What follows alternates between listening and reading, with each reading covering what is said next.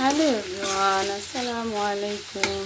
এই যে সিমের বিচির জন্য যে টমেটো কেটে রেখেছিলাম সেটা হালকা কষিয়ে নিলাম। এখন দিয়ে দিচ্ছি বিচিগুলো বিচিগুলো সহ একটু কষিয়ে নিব,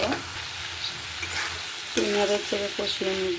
তাহলে রান্নার টেস্ট এবং ফ্লেভার দুটোই খুবই ভালো আসে।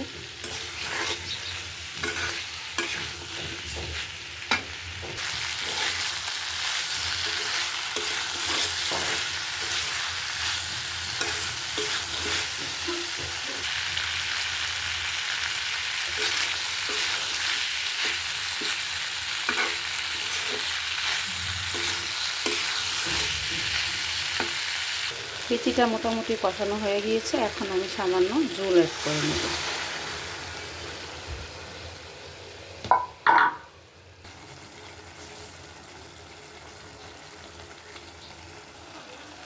এখন পানি দিয়ে দিয়েছি ঝোল।